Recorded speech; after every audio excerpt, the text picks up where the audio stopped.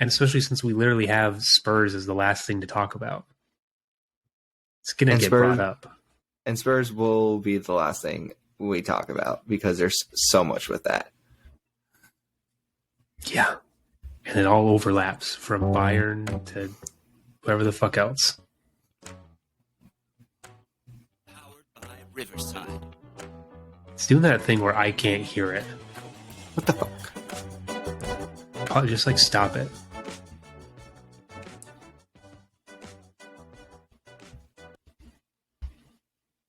Still not working for you? No, like I can't hear it. Let me try and play it.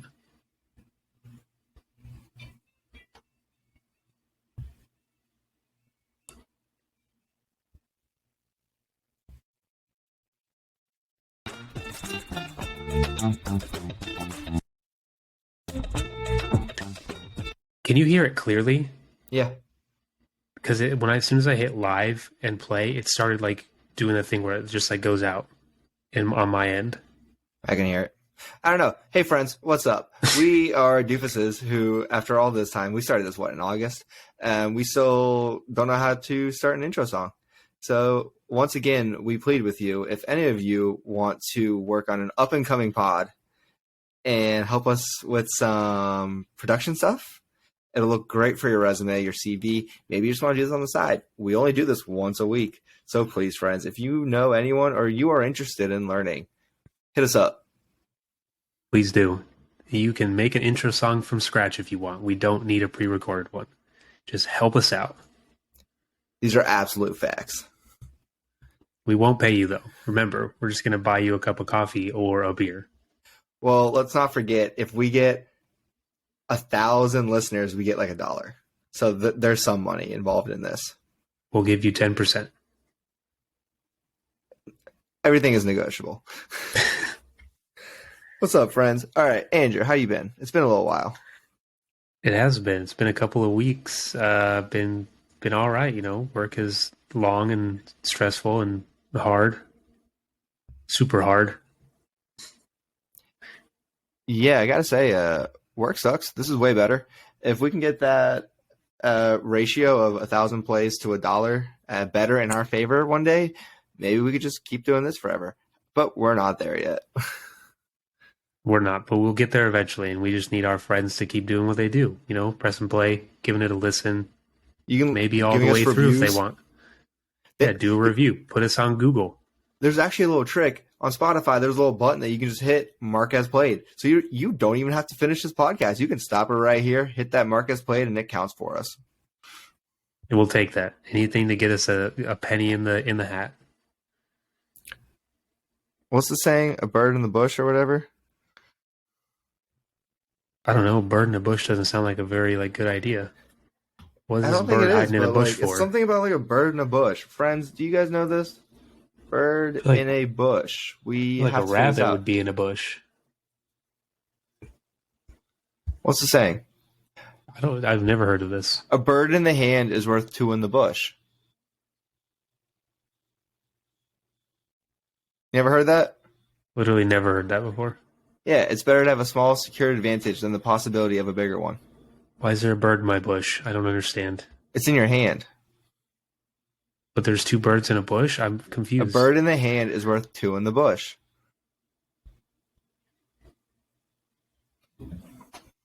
It's stupid.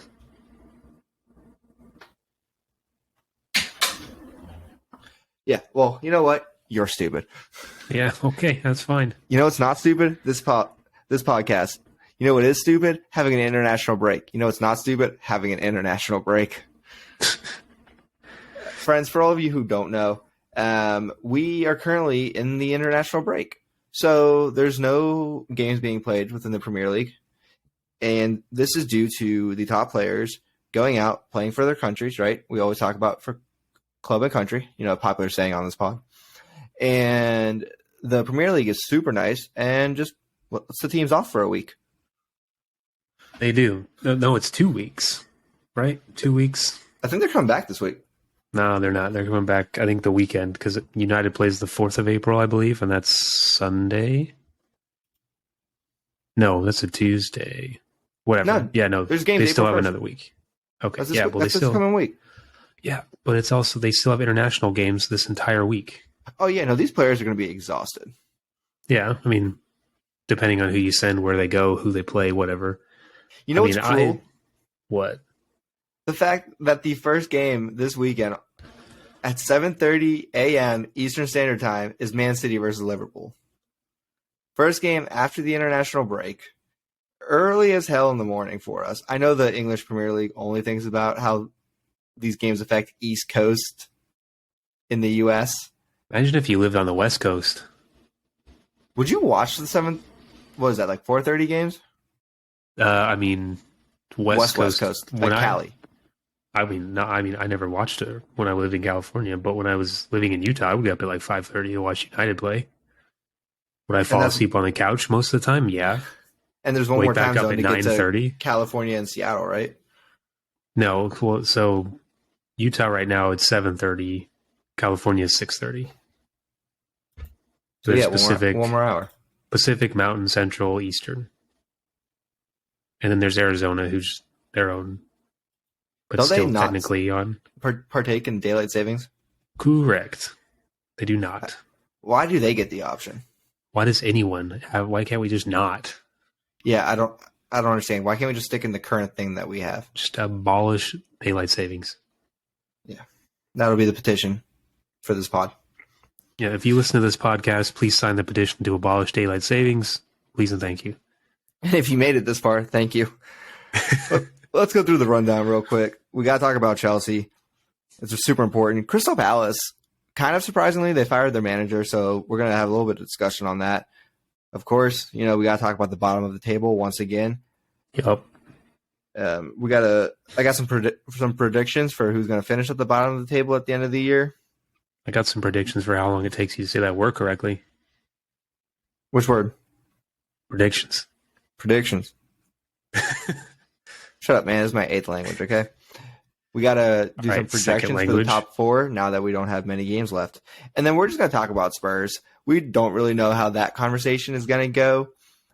There's a lot happening. It's not that it came out of nowhere. Conte kind of did this to himself, but Conte's speech came out of nowhere. Yeah, definitely. Well, obviously we'll get to it. So I'm not even going to say anything about it right now. Start with Chelsea, shall we? We will revisit that his came out of nowhere comment. Let's start with Chelsea. They screwed the pooch twice. They had the lead twice against Everton, and they screwed the pooch. Yeah. I like my stats. Let's go through the simple ones real quick. Possession, Chelsea, 69. Nice. Everton, 31. Shots, 20-12. Shots galore happening in this match. Didn't see that coming. More shots in spring break. Yeah, it is spring break time. You're welcome for about that. Thank you. Thank you for contributing to this pod. Also, there was more goals in this match than we ever thought would happen. I thought there were less 4 goals. Is a lot. Yeah, but for these 4 two goals teams, for a Chelsea against a struggling Everton. I just assumed to be like 1-0. But and then corners 8-2 in favor of Chelsea. Trivia: do you know the last time Everton won at Stamford Bridge? I do. Oh, and what was that? 1995. I believe it was 94. 95. Go look at your phone facts. I did. It's 94. 95. November 1994. Interesting. Then the commentary had it wrong during the game. Because I took a quote directly from the commentators. Whatever. Per ChelseaFC.com. Oh, yeah. Chelsea's website. Yeah.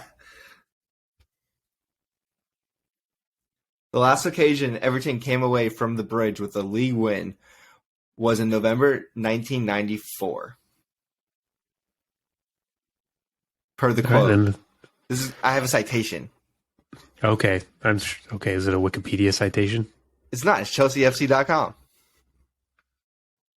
Okay. Well, that's fine. The commentators had it wrong then because I quoted them. They said 94 or 95. I'm glad though that both of us had the same thought as soon as the commentators said how long it's been, that we both individually, without talking to each other, want to go look it up. Yeah.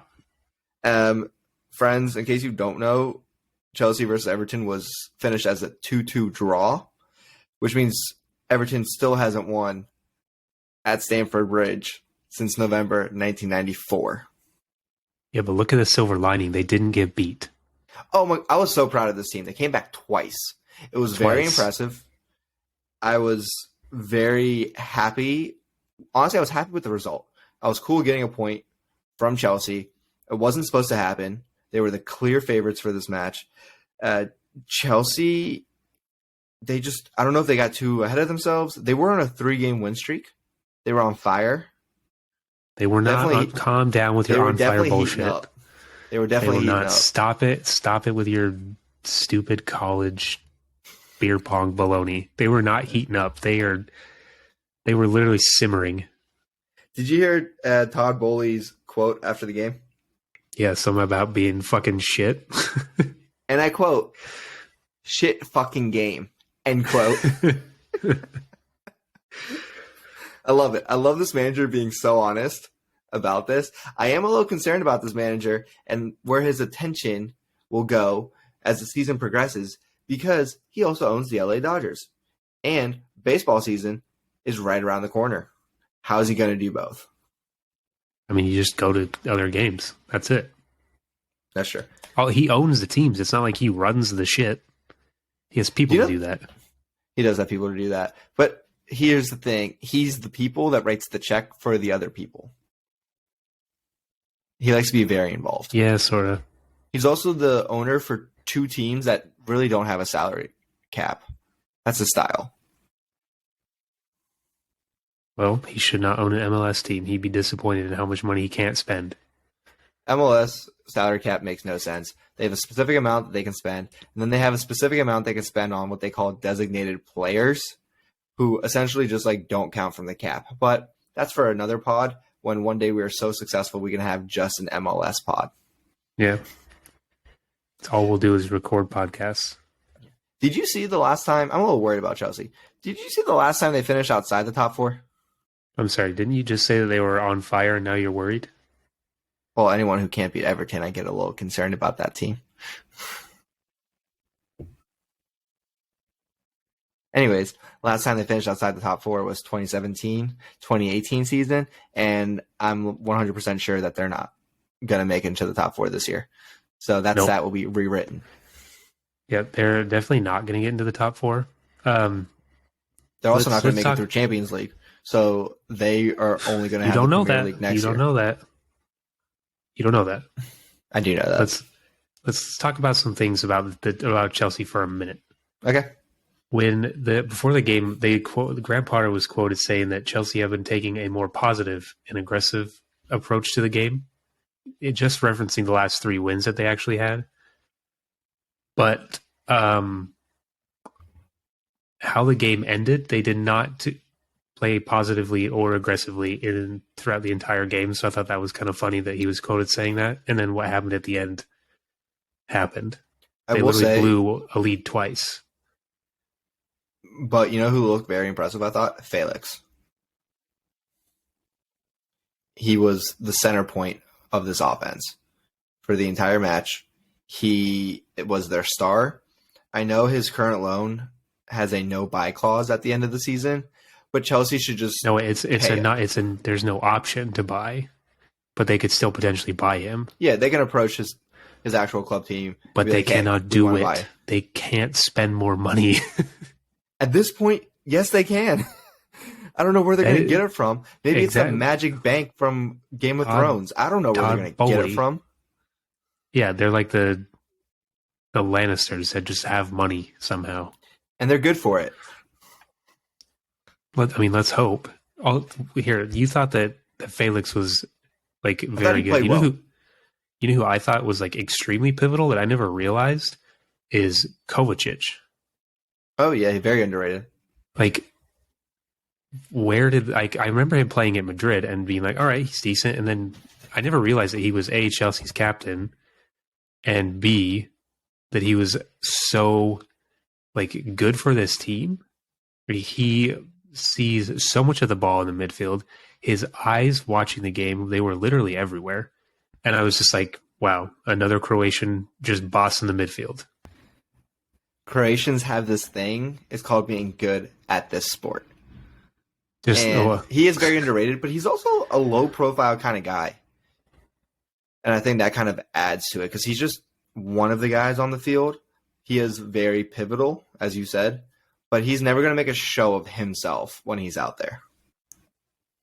yeah, it's never, he does the things, he does them well, and he like moves the ball around. He never, I feel like what I don't see is, and I'm just going to compare him to Luka, is that he doesn't have like those magic passes or those just insane goals that just come out of nowhere. I mean, mind you, I don't ever watch Chelsea as much as I watch Real Madrid because I actually like watching Real Madrid. Real Madrid is a grand old time to watch. They are, except when they play against Barcelona. That's true. You know what? I like that you brought up Kovacic. He's so good. He's the central point, literally playing in the middle. Yep. And he's like the rock in the middle for this team. Doesn't ever get the credit. That's usually because he just doesn't have a lot of stats either. If you think about it, he's not getting a lot of assists. He's not getting a lot of goals. He's not a defender, so he's not getting the credit for being the last man to stop the striker or whoever else it is. But you're right; they do like to go through him in the midfield, and then they just kick the ball up to Felix and let Felix try to score. But more often than not, he just hits the post. Yeah, he does hit the post. Also, it's funny that you say like he's obviously not a defender, but you know who he defends better than, and he's in the midfield? Trent Alexander-Arnold. Trent Alexander-Arnold is not a midfielder, and he's not a defender. I don't know what he is. And we haven't talked about this, but I actually love Jamie Carragher's quote about Trent Alexander-Arnold. Did you hear it? Was that the recent one where he said that he's like the worst defender in history or something? He said he wasn't a good defender, and he also said Liverpool should go sign someone at right back, if nothing else, for the competition at that spot. I'm pretty sure that anyone that's actually a right back could play better, so there is no competition. But I agree with the quote. I agree with the man who said it, because Liverpool has been so complacent with having a liability at their right back spot for so long. And I'm not saying it's finally caught up to them. They could just be having an off year. And by off year, they're not winning. They're not in contention for the Premier League, but still no one wants to play them. So let's be reasonable about this. But yeah, they just had that liability for so long. And I think it is time to at least get some kind of competition, something where it's like, hey, you're not guaranteed to start every match. Let's see if this lights a fire underneath you or if you want to leave then. I don't think a person coming into the team at any point is going to light a fire. He already sucks at defense. It's not like he's just going to magically get better. He doesn't know what to do. He literally is. You know what? I'm going to give him the benefit of the doubt. We're not talking about Liverpool right now. No, we're talking about Chelsea and how the fact that they are middle of the table. Yeah, we can harp on TAA later. Here's a question, though. During the game, I noticed that, and you are obviously the professional, the expert, the referee expertise on this pod because you are a referee. And did a rule change where referees now just stop play anytime a player is down on the ground injured? They have to stop it if it's a suspected head injury. Okay, so the rule has not changed. That has not. No. If the injury is like interfering with play in some way, the referee has discretion to stop, because also sometimes it could be a non-head injury, but like they give some gray area to referees because you can't write every single injury down in the rule book. If it's a suspected head injury, you have to stop play. Yes. Anything else, it's really up to the referee's discretion, and most referees go with they're not in the way, I'm not going to call it.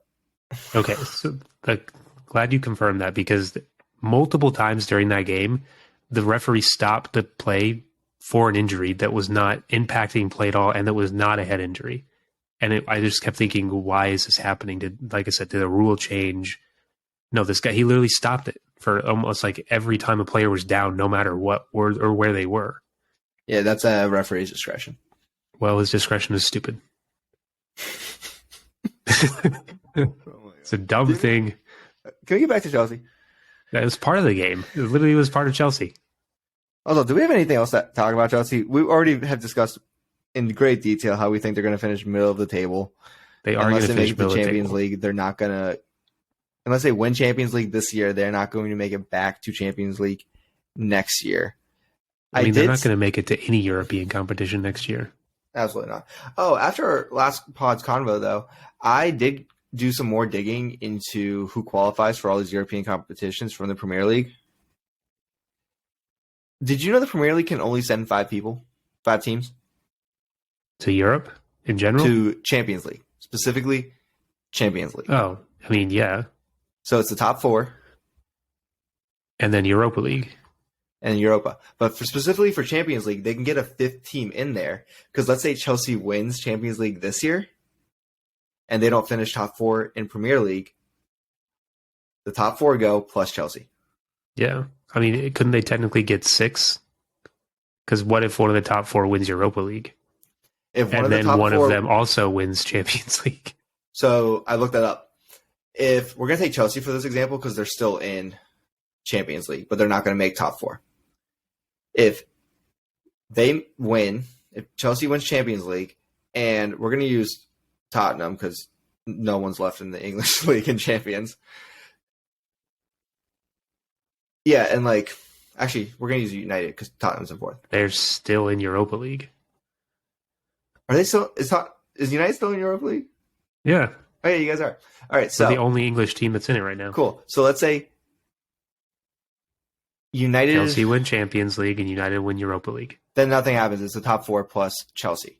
However, if the team that wins Europa League and the team that wins Champions League, the 2 separate teams, neither one of them are in the top 4, they both make it to champions. Whoever was 4th in Premier League gets bumped down to Europa. Damn. That's how they keep the status quo of 5. Interesting. Yeah. I looked at all of it.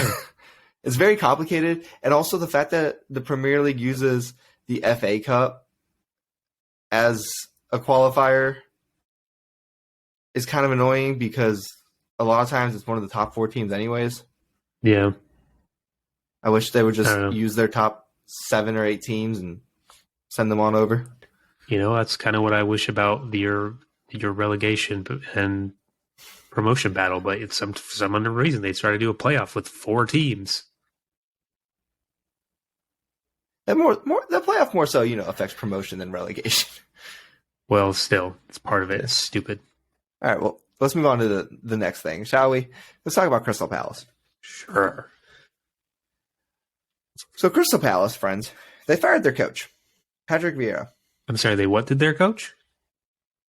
They fired him. There we go. What did you think I said? Sound like you said fuck their coach. I would never say that. They fired him. They said you are no longer with the team. And to be clear, friends, we never enjoy someone getting fired because that is someone losing their job. So we're not happy about this. Sometimes we are. I am never happy when someone loses the job. I'm happy when a shitty United manager loses their job, and then we just get another shitty manager next time. Like Tottenham. Anyways, and we're going to move on from that one. So anyways, they fired their coach. The reason we're talking about this is because Crystal Palace is in a weird spot on the table where they're not technically battling the relegation stuff, but they kind of are because of how close the bottom of the table is. So they're They're battling it. They're in a weird spot. They're high up enough that they should be safe, but they're not safe. Everyone from 20th to 12th is in the battle right now. And they're 12th. They are 12th, yeah. Yes. I think it's just going to be a battle between 12 and 20. They're just in a weird spot.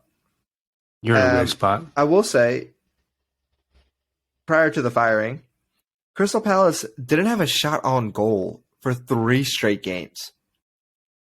which is embarrassing as a professional club, that for 3 straight games you did not have a single shot on goal. I mean, they also had 12 games winless. It's a lot of games. It's a lot of points. That's a lot. I don't especially going into the last half of the season. I don't fully understand their hiring of the new coach, Roy Hodgson. Dude's 70. He's been the manager 3 times, or now it'll be his 3rd time. Yeah, he's 75 years old. He's just caretaking, though, I think, till the end of the season. I think he is. And a little spoiler for later, I don't think Crystal Palace gets relegated, but I don't think they were going to get relegated regardless of who the coach was. I mean, like I said, because of the whole like 12 to 20th being so close, I don't know who's going to get relegated and who's going to stay anymore. Like, I legitimately have no clue. Also, are we just forgetting what happened to Roy last season? He got relegated. He was the manager of a team that got relegated last year. Who got relegated that he was managing? Watford. Oh. I didn't know that. So that's why I understand he's familiar with the club itself. He's got some familiarity with people there, some of the players and things. And he is, as you said, probably just going to manage till the end of the season to try to keep him out of relegation. But he literally just got relegated, so it's kind of a strange call from that standpoint. It's just because he's been the manager before, and like I said, they don't want to hire anyone long term right now because it's halfway through the season. So teams aren't just going to try to offload their coaches or let people like move right now, unless you're Bayern, apparently. That's for another pod. That's when we get big enough to get a Bundesliga pod. Yeah, different league every day. I don't know. It makes sense just because he's someone easy. He's not working. So it's just an easy hire for them. But did you know that each time he's been hired to Crystal Palace, he's been the oldest Premier League manager? Yeah, he's like it's the 3rd time being the oldest Premier League manager. Yeah, he is now the 3rd older. He's just there to keep him out of relegation. They're just going back to what feels safe. I mean, he might be able to do it. I think he will. But again, I think they were going to avoid relegation regardless of who their coach was. They also don't have a bad schedule for the rest of the season. Leicester, Leeds, Southampton, Everton, Wolves, West Ham, Bournemouth, and Nottingham Forest. So they play like everyone in the bottom half of the table. Yeah, and they have just as much, if not more, skill than each of those teams. I mean, they do have some dang good players. I did leave out Tottenham and Fulham from that schedule because I don't think those are winnable games, depending on which Tottenham shows up. However, I don't know, dude. I think if this is something we didn't touch on, let's quickly run back to the Sunday 2 weeks ago. Did you look up or see the stats from the United Fulham FA game? Or did you see what happened? With all the cards and everything? Yeah, Fulham got 3 red cards in like 30 seconds. Yeah, saw that. Because you touch a ref. Well, I mean, the first one was Willian, who absolutely stuck his arm out and stopped a goal. Yeah. So red card, PK, blah, blah, blah. And then, yeah, Mitrovic got all up in the ref and like pushed him. Yeah, you can't touch the ref. No, and so he got the red card, and then the coach also got a red card for interfering with the VAR thing. But apparently, and that's what there's been some up in the air right now, is that the commentators are talking about like 3 to 6 game ban for touching at the ref. beginning. Yeah, but now apparently, according to one of my friends who lives over in England, people have been talking about a season length ban because of that, like the rest of the season. That for pushing the referee, because it wasn't like he just touched him; like he actively pushed him. So I'm reading right now on AP News. This was from 6 days ago. The English Football Association said the standard 3-game suspension for a straight red card was clearly insufficient in this case.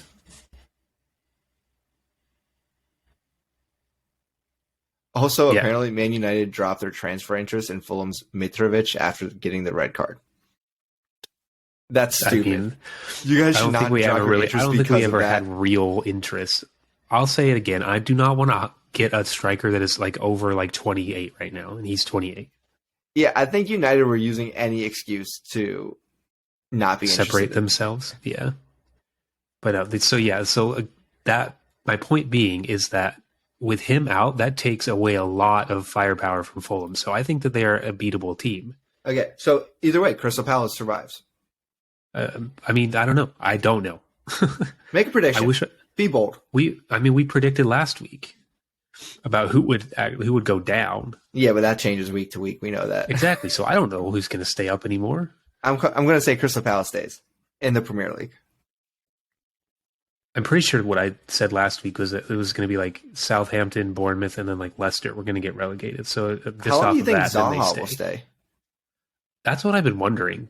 That's in my notes. Is does he deserve to be playing in a team like this? Like, is he good enough to like slot into a top like 6 team and like actually do well? Yes, but I feel like he's more of a bench guy for them. That's the thing is that I'm always scared of him whenever like United plays Palace because he Right. always is like very much a threat. I mean, you guys could definitely use him. We could use fucking anyone. Yeah. I mean, if this if year the he has summer 6 goes goals. to how, I mean, true, but how many does Rashford have? Many more. 18? Yeah. I think. Something 14, 15, 16, I don't know. If the think summer it's like- goes well, if we can actually get United sold and the summer goes well, then we will have a very, very, very good striker on our team. And I hope you get that. And Rashford has 14. We were both wrong. 14. Okay. Yeah, because Holland has double that number. Yeah. That funny thing I sent you about how like there's that new Norwegian or is it Norwegian named that Højlund? Oh yeah, that was really funny. Copy Dude, he my homework, scored- but don't make it obvious. Yeah, he scored 5 goals in 2 games for country. He scored his hat trick and then 2 others in just 2. Which means next year some Premier League team will overpay. So, I mean, someone's probably already looking to overpay. Yeah. Yes, But Zaha has 6 goals. Last year he had 14. So he could still get close to that by the end of the season, true. possibly, but he'd have to go on an absolute tear at this point. Hey, maybe he just needs to drink his Red Bulls before the game again. Maybe. I would love to see Zaha on a team with better quality and that more so focuses on him as the like point of attack. Now he is really good on like counter attacks, right? He's really fast. He's fast as hell. Yeah, so that's where he excels. Now the Premier League is not necessarily a counter attack league. Yeah, definitely not as much. Yeah, as a league they aren't. But yeah, I don't know. It'd be fun to see him on a United or even like a Newcastle. I think, I don't think I would want him at United. Again, I go off like age now. I think he's in his like late 20s. Is he? Potentially, I think, maybe. But honestly, while I was watching the Arsenal Palace game, he was the only person to do anything threatening against Arsenal. Except for maybe one other person. But anytime he had the ball, it was always attacking. It was always like going at defenders. And he got many times in shooting opportunities. Yeah. I was looking up to see who Newcastle's top goal scorer was. Almiron. Yeah, Almiron. Yeah. Almiron. Miguel Almiron. Yeah, he has 11. Yeah, he's good. He is good. He's actually tied for 7th most in the Premier League. That's who United plays next. There's actually 4 guys tied for 7th. Makes sense. So I don't remember if like thinking back to this like Palace Arsenal game, Arsenal played fucking incredibly. Oh yeah. Like I mean they're on fire. They played they played a flawless game in my opinion. Like I hate to praise Arsenal, but they are doing Well, they gave up a incredibly goal, well. so it wasn't flawless. Any team can give up a goal and still put on a flawless thing. It was a goofy goal, but whatever. But yeah, in my notes I say I hate to even praise them, but I try not to be biased in this pod. Look, Arsenal is so good. We know this. And I think they're going to be a force for years because they're set up for success. I think words. Arteta's definitely going to be there for years. Like they're going to, I think, try to make him like a long-term manager there, unless he I just hope so. absolutely shits the bed for a couple of years straight, which I don't think he I will. don't know. I'm sure Real Madrid's already trying to scheme their way to get him because I apparently mean, they're already if planning getting Holland in after next year. yeah, what they're trying to trigger his like release clause for like 250 mil. It's really funny that they are always linked to doing that, and I'm like, how do you know the player wants to go there? Like, how do you? Yeah, exactly. But I Just feel like like what's his name from Barcelona, who can leave for free this summer? oh yeah, because of the registration thing. But who says he wants to leave? Javi. Yeah, I mean, like if they can't pay him, if they're not registered, he's not getting paid. he has his old salary. Does he? Yeah, that's how it works. Interesting.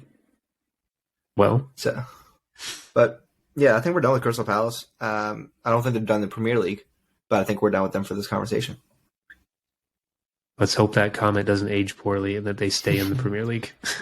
All right, let's talk about the bottom of the table real quick. We gotta give updates.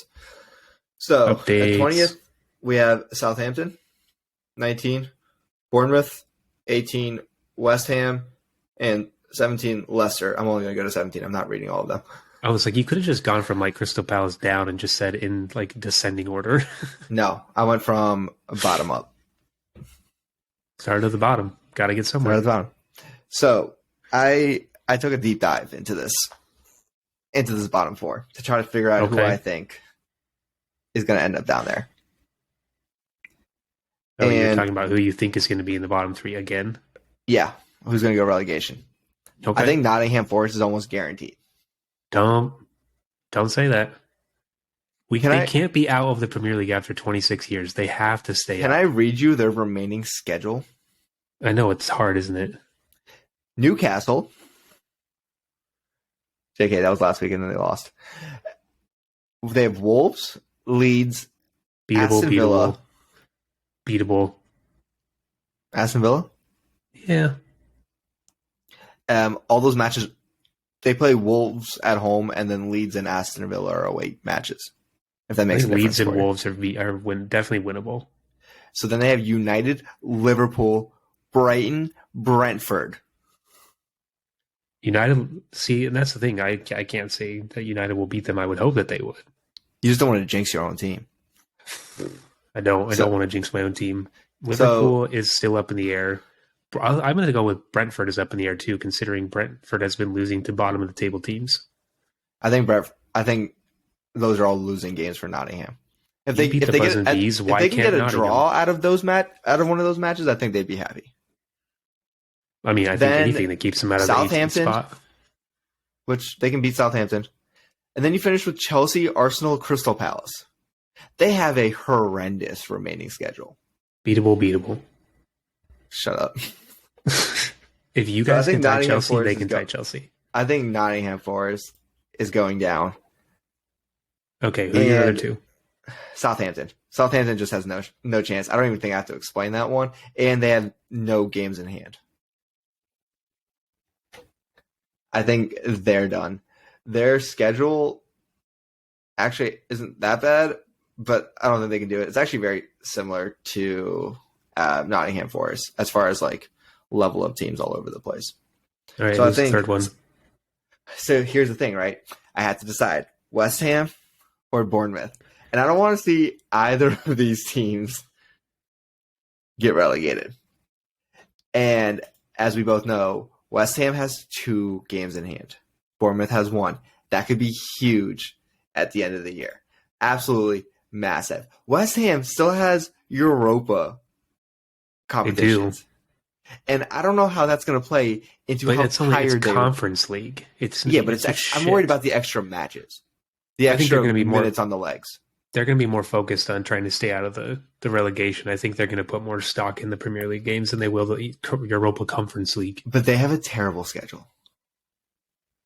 Absolutely awful. So Southampton's fine, whatever. Newcastle, Fulham, we'll see what happens with these suspensions. Arsenal, Liverpool, Palace, City, United, Brentford are all thrown in there.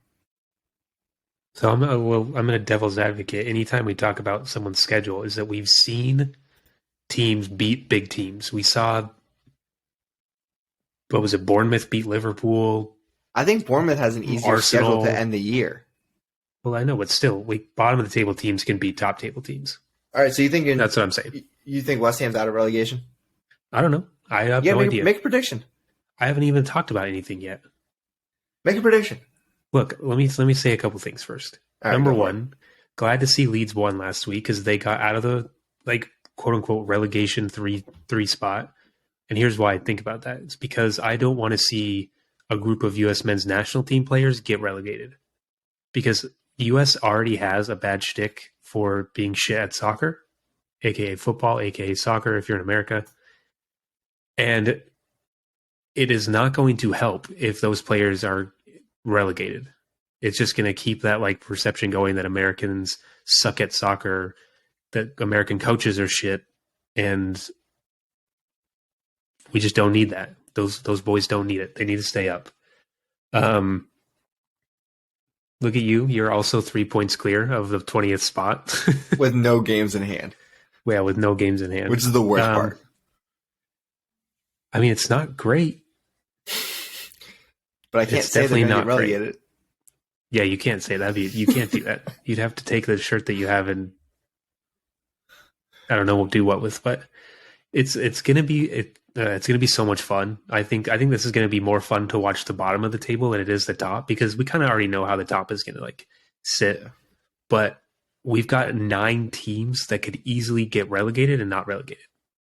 Like Absolutely. it's 4 points between 20th and 12th. 4 points. Usually By the it's way, 4 points between like 20th and 19th, and then there's a giant gap between the rest. yeah. And I just to confirm, by the way, friends, I do think Bournemouth gets relegated, but because they don't even know how to stop a goal. Their goal difference They is have been minus scoring out 29. a lot. But Yeah. I went back through the years to kind of see what was the points for relegation. So what was the team with at 18? How many points did Yeah. they have? Last season, it was 35. The 17th team was actually at 38. And the 20 How did that go for your 17 team? it was great. And so the year prior, the 2021 season, 28 points for the 17th or for the 18th spot. And the 2019-2021 season, it was 34 points. So these teams are going to need probably at least 35 points to stay out of relegation. I mean, unless all these teams keep drawing each other. Then Exactly. It's gonna be low That's the fight. other option. Yeah, I think it's going to be fun though because like none of these teams are going to want to like get relegated, but they're all so close to being relegated that they are going to fight hard. Like I think we're going to see some of like the best matches from these bottom teams because right now it's not like oh shit we're so far down on points that it doesn't fucking matter how many we win, we're going to get relegated. Now it's like okay guys, we need like one win and we're out of the relegation. Honestly, if you zone. get 2 wins out of this, and especially if they're wins against other bottom 8 teams, I can't believe I just said bottom 8 because that's ridiculous. It But is. if you get 2 wins against bottom 8 teams, you will skyrocket up. Yeah, I think easily any one of these teams can stay up. Any of them could go down just based on their like records. So if you look at the bottom 9 teams, their wins are basically all the same. They all have 6 or 7 wins. Like these teams are all pretty evenly matched, except for the ones that get like scored on about 40 plus times A game. a game. But no, it's going to be fun. I think if I'm going to predict, I mean, I'm probably going to stick with what I did last week. I think it's going to probably be Southampton, Bournemouth, and Leicester. Although, if West Ham gets relegated, United could get Declan Rice on the cheap, We'll talk about that next week. and I'd be down for that. We'll talk Except about. I'm not sure if we need another midfielder. You know what? Maybe next week we'll talk about which players might be on the market if their teams get relegated. I mean, everyone's on the market. Yeah. So let's get to the next thing. Let's do our top 4 predictions real quick. Yeah. Who we think are I going mean, to go in the top 4? I'm assuming we have the same number 1 and number 2. Arsenal City. Arsenal City. Friends, we did not talk about any of this beforehand. We literally just sent each other topics to discuss, and then we were going to figure it out live. Yeah, I mean, unless Arsenal implodes in the last like 10 games, because if City do have a game in hand, which if they win, which assuming they would, that would put them at 64, which is only 5 points off. So unless Arsenal implodes, then it's going to be Arsenal City. Like that's just kind of locked in. I feel like. I absolutely agree with you. I think Arsenal's done a phenomenal job this year. They've been consistent from the beginning, which has been key in staying ahead of City as City was kind of trying to find themselves at the very beginning. And by trying to find themselves, I mean, it took 2 weeks. See, and it's funny because in my notes, I'm like, ooh, it'll be interesting to see how like Arsenal like juggle like their title pursuit with Europa League, and then they got knocked out of Europa League. Yeah. So they only have that. one thing to focus on. Most importantly, Arteta only has one thing to focus on each week. Arsenal's schedule is not the easiest, though, for the rest of the year. They do play Man City, which, by the way, will be a huge match. Yeah, that's Saturday, right? That's April 26th. Oh, shit. They rescheduled that way out. It's going to be a huge match. They play Liverpool. Will not be an easy match. They have Chelsea, which, depending on which Chelsea shows up, I expect Arsenal to win, at least draw. But it kind of just depends on how Chelsea's feeling that day. True.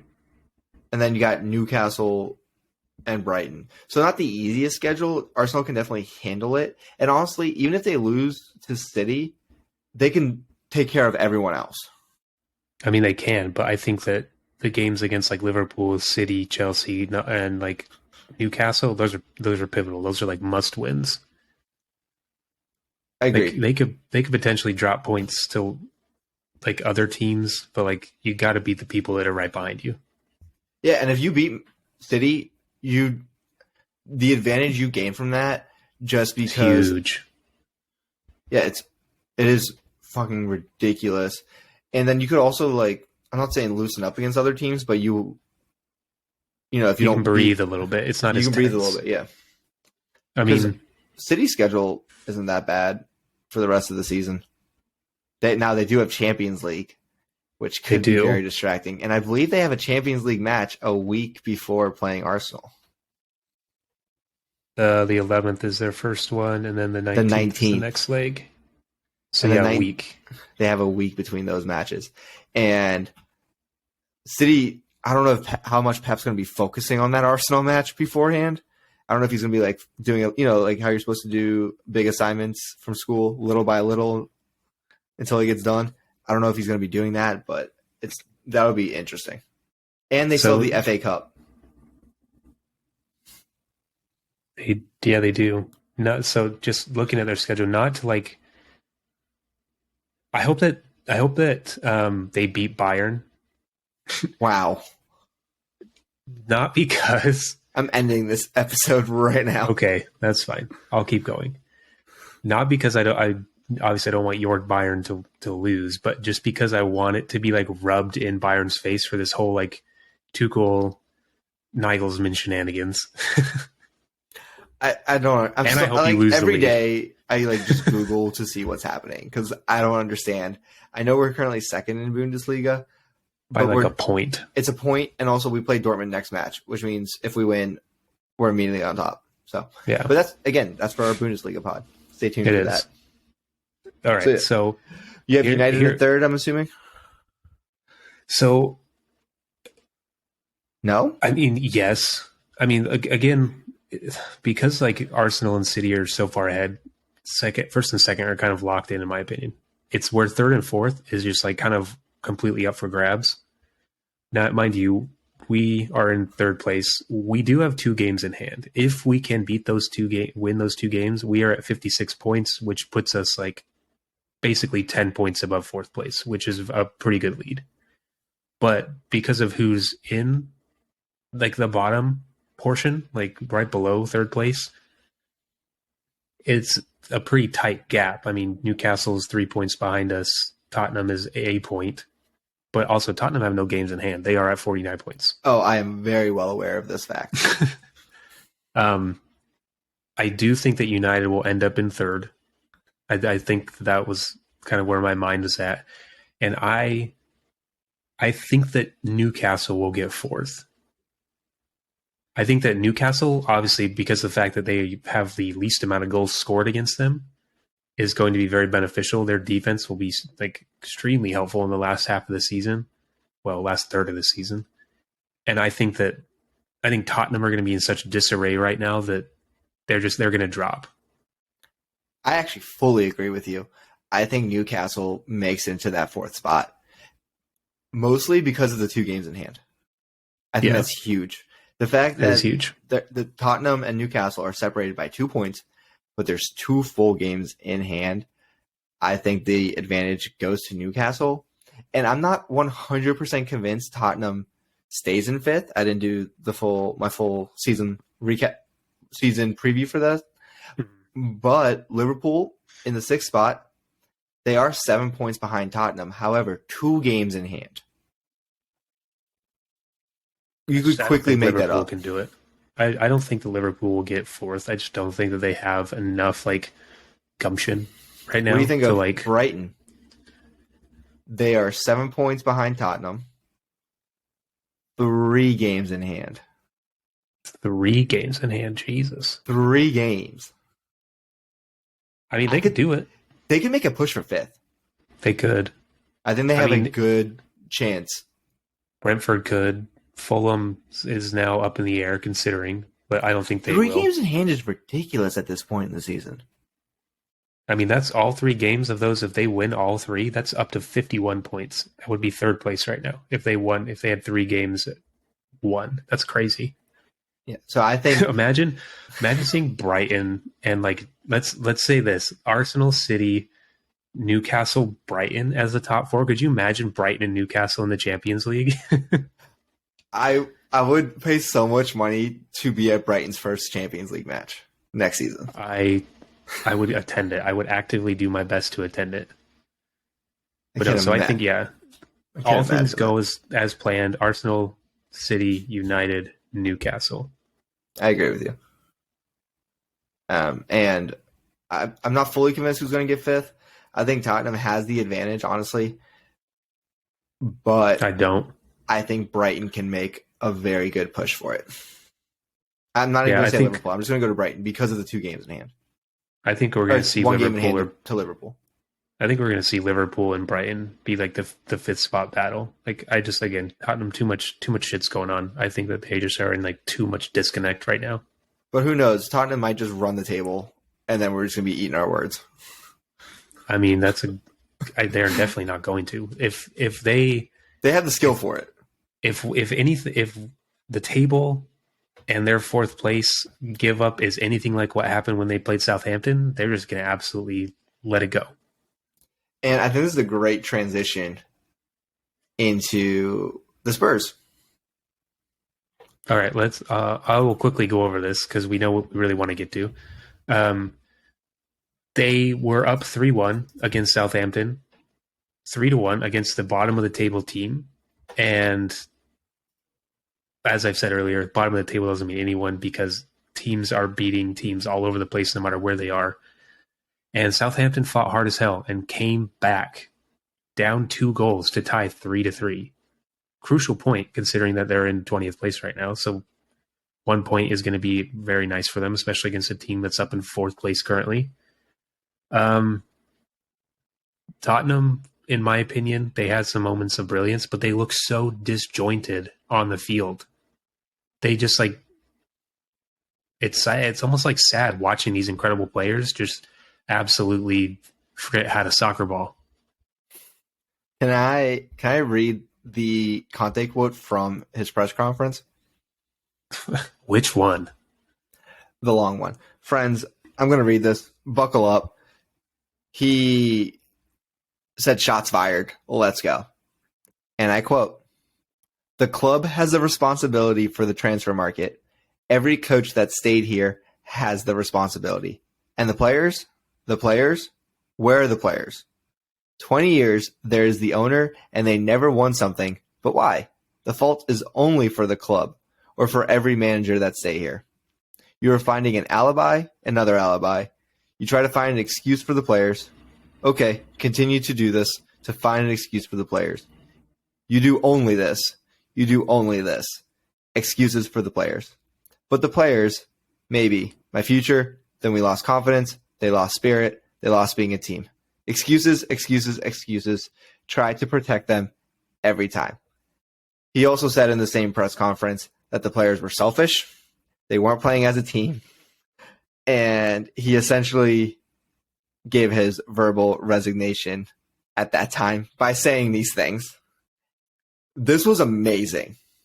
It was. This was what every Tottenham fan has been thinking for so long, but no one ever had the courage to say this, and definitely not while they were the coach.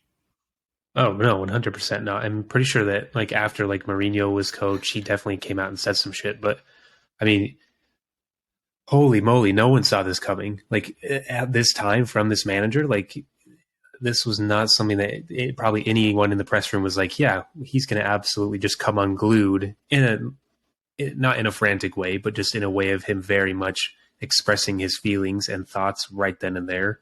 And you could see, I like went back and watched like two other like separate things on it, another interview, someone talking about it. And you could just see how like frustrated and unhappy he was in the whole entire thing.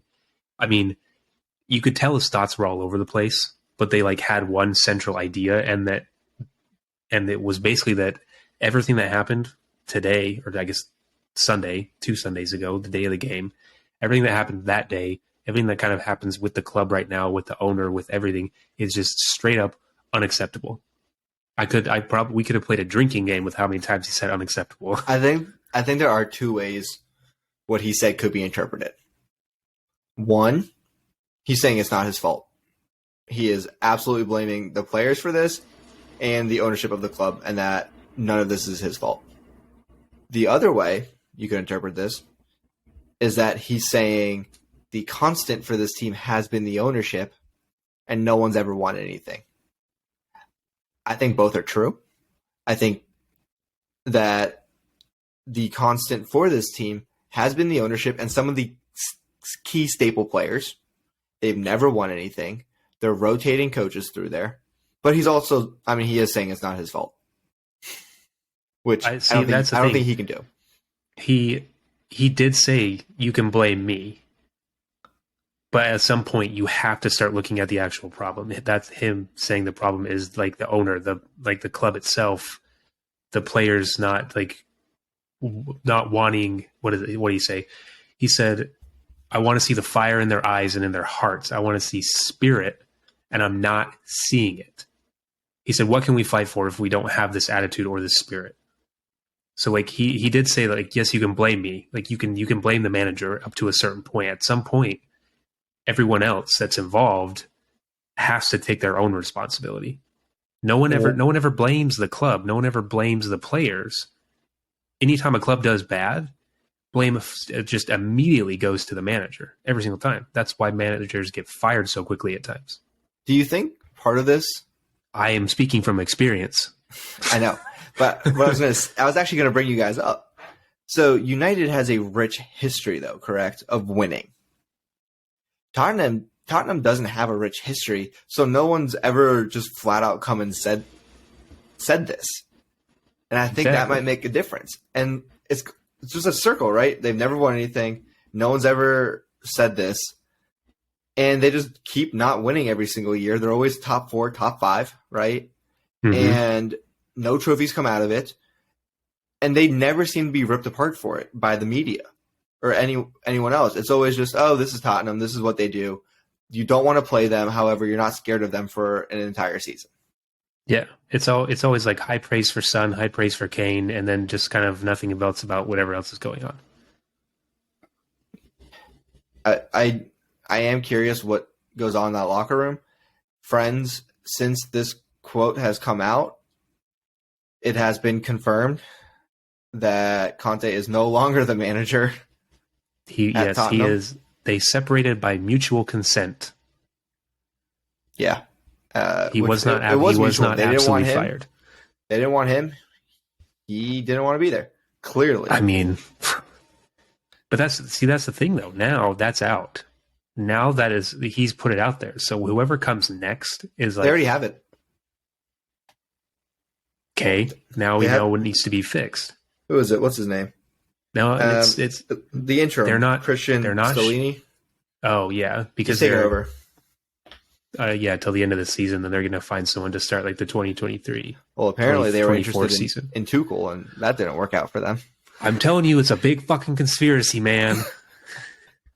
You know I love a good conspiracy. You got to be quicker than that, man. If you want a good coach, you got to get him.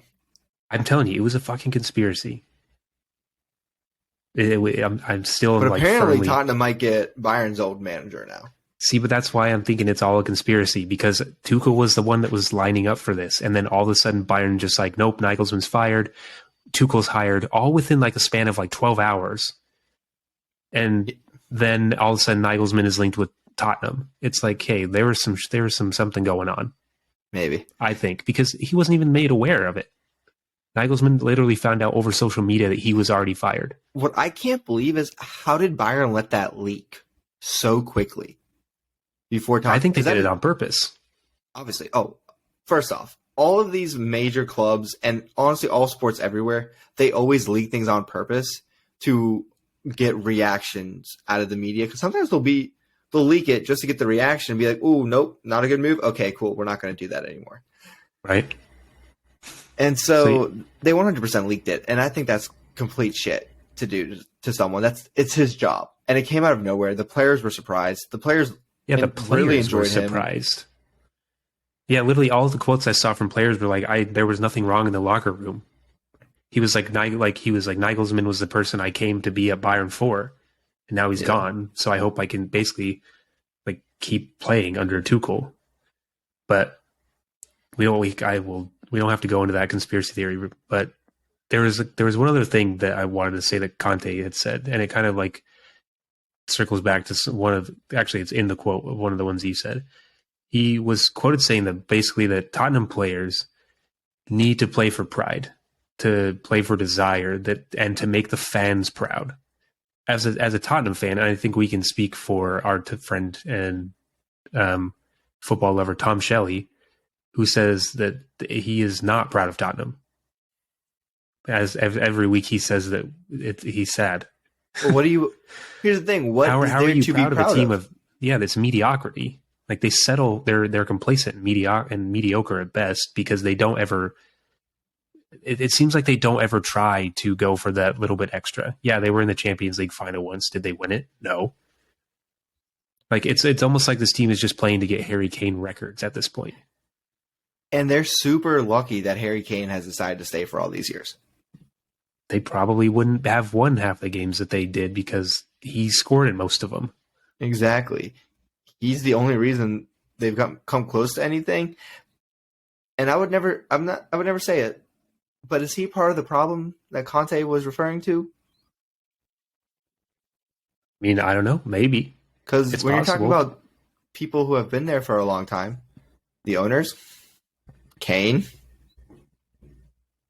But I'm not going to blame Kane. But he's still Kane scoring. Seems like all a the great time. guy. Yeah, he's scoring. He doesn't seem to be any issue in the locker room whatsoever.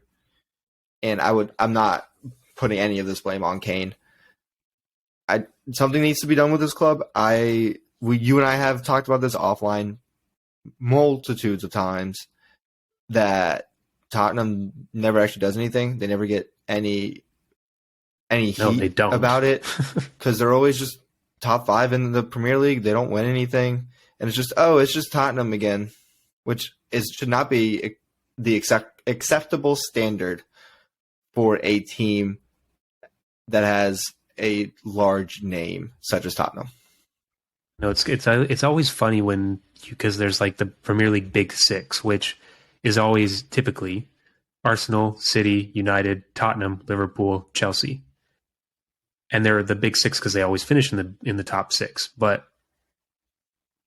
all of those teams that we just named have a trophy, have many trophies besides Tottenham. Yeah, it's like they don't want a trophy. They get to that. They get close, and then they're just like, nah. And up until this year, I guess part of last year, we were all laughing that Arsenal was part of the Big Six. And this year, they're really, really good, as we know. They are But really, really when good. that But it Super also, League news came out, and Arsenal was one of the teams, it was kind of like, they're not even good enough to make it into Champions League. Well, how come they just get to go to the Super League? yeah. Now they could play in it. Now they deserve it. Death to the Super League. Oh, yeah, no, we hate the Super League. Inside the Grounds is anti-Super League. Anti-Super League. Anti-Super League. Super League out. Super League out. It's the dumbest thing. I hate the fact that these teams can just be in this side Champions League type season because the owners are like, oh, well, everyone loves it when the big clubs play each other. Yeah, we love it when you earn it, and then you get to play each other. Not Yeah, that it's not you fun get to when play you're each just other like a friendly in America. Yeah. Speaking of a friendly in America, did you see that Arsenal are going to play the MLS All-Stars in July in DC? I saw that July 19th. Yeah. That'll be fun. That will be a lot of fun. I actually do love MLS All-Star Weekend because they have all the fun games. They do have all the fun games. Yeah, like I think the goalie wars was a great time. Crossbar challenge. I think they do a good job with All-Star Weekend. They do. And I think a lot of teams are like a lot of international teams are actually coming over to America to play during the summer. I know United is. I saw Bayern just had a deal with LAFC. I think I saw that. I think I saw that as well. It's one of those where it's going to be kind of like a Bayern feeder Academy League. Yeah, a Bayern feeder is going to be the LAFC Academy, which is great. I love that. Yeah, I mean that's pretty cool. I have one last thought on Tottenham. So the guy who's taken over, isn't he already a coach there?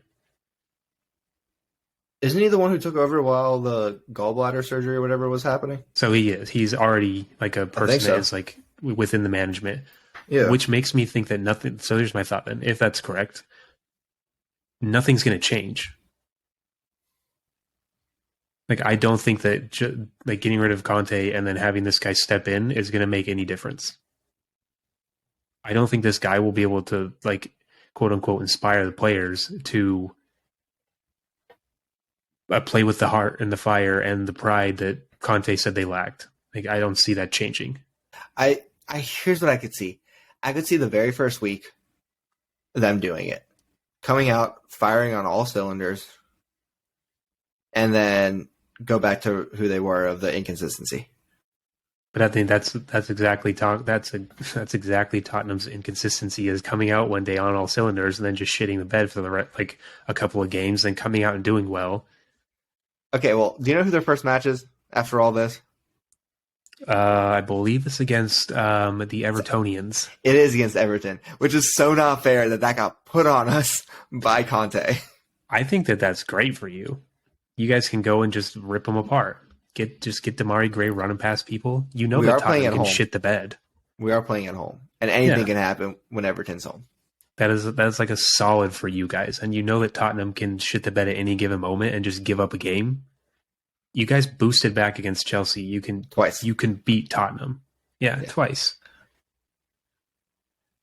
Yeah, I have nothing else to add about this team. I believe I made my thoughts very clear. Yeah, thoughts are that Conte was right. Do I like that he's gone? Interesting decision by Tottenham. Like I get it, but also it's kind of like he did it to himself. I mean, I don't even think that. Like it's almost just like a jerk reaction from Tottenham because prior to that they weren't going to fire him, or prior to that he wasn't going to leave. But I think the mutual consent thing is like okay. I bet you there was some sort of conversation in the back offices where he said where he asked questions about like what's going to change or what can we have change, and they basically were like, I mean, not a whole lot. And so he was like, okay, then I don't want to be a part of this. You see Gary Neville's tweet about this? No, what did that goofy boy say? Many saying Conte, this was prior to being fired. Many say Conte should go this morning. I'd keep him right where he is and make him do his job. You can't force him to do his job. If anything, after his quotes, you want him off the team. Like they didn't have a choice. no, they had a choice. I wouldn't have fired him personally. Like I would not have brought up like firing. I would have like had like a conversation with him and like maybe like listened to more of what the fuck he wants to say. But I think that them firing him, or I guess mutually consenting to separate, is interesting. I knew they were going to word it that way. They always do. Well, yeah. Well, he's still getting paid. True. All right. I think that's it. I think that is it. I think we've talked about the things in Friends, length as we do. If you've stayed here for this long, thank you so much. You're the best. We very Go buy much yourself a appreciate it. drink. Go buy yourself a drink. Go enjoy some matches this upcoming weekend. Follow us on all the social medias, and we will hopefully talk to you all next week. We shall. So long, Bye, friends. friends. Catch you later.